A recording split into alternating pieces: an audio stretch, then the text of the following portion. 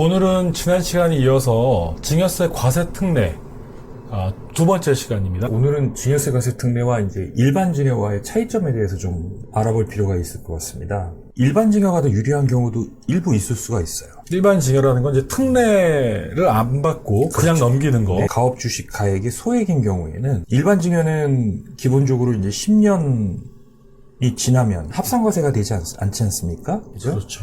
합산과세가 배제가 되는데 특례 주식은 영구적으로 합산이 됩니다. 무조건 합산이 된다. 예, 그렇죠. 그러니까 기타 사업자산 말고 개인자산도 많으신 분들은 가업주식 가치가 소액인 경우에는 일반 증여를 활용하는 것도 나쁘지 않아요. 왜? 합산이 됐을 때 어차피 최고 세율의 적용을 받는다면 주가는 증여 시점의 주가로 고정시키는 효과는 있지만 증여 시점에 10% 세금을 냈다 하더라도 이미 세율이 50% 구간인 분은 50%의 세금을 내는 거하고 같은 효과이기 때문에 차라리 지금 저가로 평가되어 있을 때 차라리 증여세를 조금 내고 이 합산과세 되는 거를 피하는 게 훨씬 더 유리한 경우인 경우도 있을 수 있습니다. 그러니까 일반적으로 정리를 하면 일반 증여가 유리한 경우는 좀 소액인 경우는 그렇죠. 검토를 해라. 네, 그렇습니다. 자, 따라서 이 한도가 초과되는 경우에는 일반 증여 과세로 돌아간다. 다만 여기서 유의 깊게 보셔야 될 거는 가업 자산만 해당이 된다. 가업자산이라는 게 무언지에 대한 이제 부분은 뒤에서 말씀드리겠지만 세법에 정확하게 열거가 되어 있습니다. 되게 중요한 것 같아요. 예, 그래서 총 자산가액에서 가업 무관 또는 이제 사업 무관 자산가액의 비율을 차감을 해준다. 이렇게 이해를 하시면 됩니다. 어떤 의미에서 보면 가업승계 증여세과세 특례 등 가업성습공제 컨설팅의 가장 중요한 게 이 업무 무관 자산을 어떻게 업무와 관련성 있게 만드냐가 굉장히 중요한 하나의 현안이 될 수가 있습니다. 분쟁도 제일 많은 부분이죠. 그렇죠. 네. 이제 법적으로 정확하게 나와 있으니까 다만 금융자산 같은 경우 또는 이제 유가증권 같은 경우 기업에서는 업무와 관련이 있는 걸로 주장할 수 있는데 외관상은 또 업무와 관련이 없을 수도 있거든요. 근데 이런 거에 대한 논쟁은 뒤에서 한번 판례를 갖고 말씀드리도록 하겠습니다. 자, 두 번째는 일반 증여는 3% 신고세액 공제가 있는 반면에 특례는 없다. 특례는 이미 특례 자체가 혜택이 있어서 대부분 특례는 이런 혜택이 없습니다. 자, 세 번째는 일반 증여재산과 합산 배제한다. 일반 증여재산은 일반 증여재산대로, 특례는 특례대로 별도로 계산한다는 얘기입니다. 그래서 일반 증여는 공제가 5천만 원 이거 받을 수 있고요. 네. 특례는 10억까지 공제 받는다. 이 10억 안에 5천만 원이 포함되지 않는다라는 개념 이해하시면 됩니다. 둘 다 받을 수 있다. 예, 그렇죠. 네. 그 다음에 상속세 종합한도액 계산 시 세액계산 특례라는 게 있어요. 말이 좀 어려운데요. 말 어렵습니다. 예. 쉽게 말씀드리면 상속세를 회피하기 위해서 사전증여를 하게 되면 상속세가 많이 줄어들잖아요. 그렇죠. 그래서 이렇게 사전증여를 통해서 상속세를 회피하는 행위를 방지하기 위해서 상속세 종합 한도액을 계산하게 해놨어요. 그래서 어떤 경우가 있냐면 사전증여를 한 경우 상속공제라는 게 있습니다. 이 상속공제에 이제 한도에 걸려가지고 실제는 이 사전증여 때문에 공제를 받지 못해서 오히려 상속세를 더 내는 경우가 있어요. 그래서 이제 어르신이 굉장히 고령이고 한 경우에는 언제 돌아가실지 모르기 때문에 이때 사전증여는 굉장히 유의해야 돼요. 그래서 이 상속공제 한도를 넘지 않는 범위 내에서 사전증여를 해야 되는 부분을 좀 디테일하게 검토를 해야 됩니다. 그런데 이 증여세과세 특례는 이 상속공제 한도에 포함을 안 시킨다는 얘기예요. 이제 일반 증여일 때만 네. 상속공제 한도에 포함이 된다. 이렇게 이해를 하시면 될 겁니다. 상속공제 종합 한도액을 계산하는 경우 특례가 적용된 주식은 상속공제 한도를 계산할 때 이 가산하는 증여재산가액으로 보지 않기 때문에 그만큼 공제 한도액이 늘어나게 된다. 커진다. 네, 일반 증여를 하게 되면 공제액이 줄어드는 효과가 생길 수도 있다는 거예요. 이게 다 검토해봐야겠네요. 그렇죠. 다 검토를 해봐야 됩니다.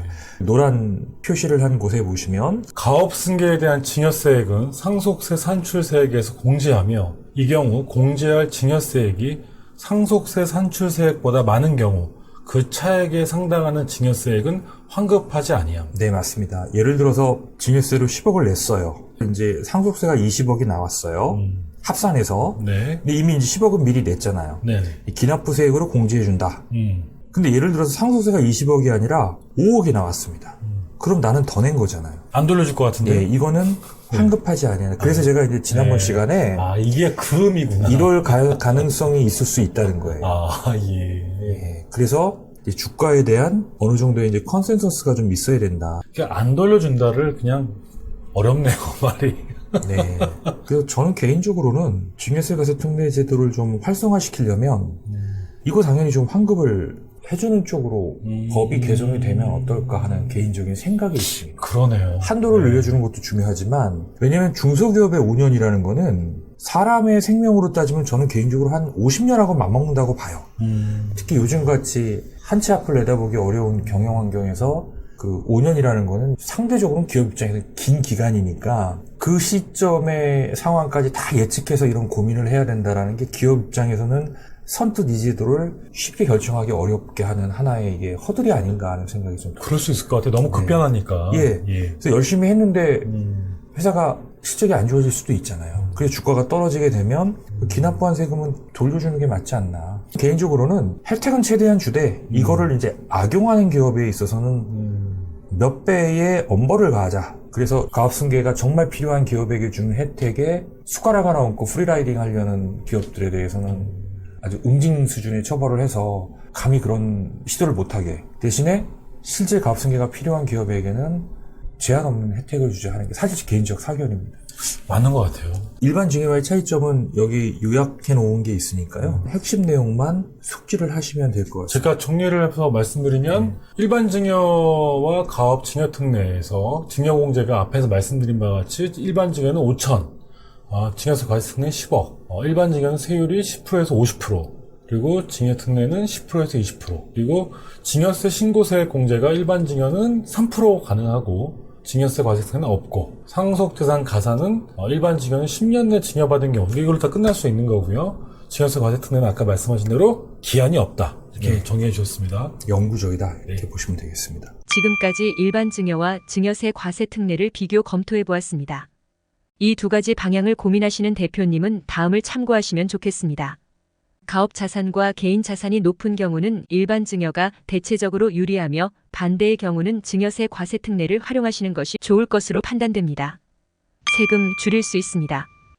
자, 그 다음에 이제 제가 지난번에 수중자가 복수로 구성될 수 있다고 그랬잖아요. 네. 그러면은 수중자야 이게 동시에 증여해 줄 수 있는 거고요. 2명 이상인 경우, 복수인 경우, 또는 순차적으로 증여해 줄 수도 있겠죠. 그래서 이제 각각의 경우 특례를 어떻게 적용하는지에 대한 예시가 나와 있습니다. 간단히 좀 설명을 한번 예시를 통해서 한번 드려보는 게 좋을 것 같아요. 경영자가 소유한 주식이 2023년 1월 2일 A에게 300억, B에게 200억을 증여한 경우 각각의 증여세과세 특례 적용 방법입니다. 과세 가액은 토탈이 얼마죠? 500억입니다. 500억. 예. 그죠? 네, 500억이고요. 자, 과세 표준은 10억을 공제해 준다고 그랬죠? 그럼 얼마죠? 490억. 490억입니다. 그럼 증여세 산출세액은 60억까지는 10%, 60억 초과한 금액에 대해서는 20%니까 92억이 나와요. 자, 그럼 이 92억을 안분 계산하는 거죠. 전체 가업자산이 500억인데 A는 그 중에 300억 상당의 증여세를 납부하는 거고요. B는 전체 500억 중에서 본인이 받는 증여가액은 200억이니까 본인이 받는 증여재산가액 상당액에 비례해서 증여세를 납부하면 되겠죠. 그 전체 세금을 때린 다음에 이제 n분의 1로 나누는 거죠. 이제 동시에 네네. 증여받는 경우. 네, 동시에 증여받는 경우. 이건 별로 어려운 게 아닌데요. 순차적으로 증여받을 때 좀 혼동스러울 수 있어요. 이 예시를 보지 않으면, 여기 보시면은 이제 A에게 1월 달에 300억을 주고요. B에게 3월 달에 200억을 줬어요. 이건 이제 기간을 두고 순차적으로 준 거죠. 자, 그럼 1차 증여 시 A가 납부할 증여세는 얼마인지 한번 계산해 볼까요? A에게 300억을 줬다고 그랬잖아요. 네네. 그럼 10억 공제해주고 290억이 되는 거죠.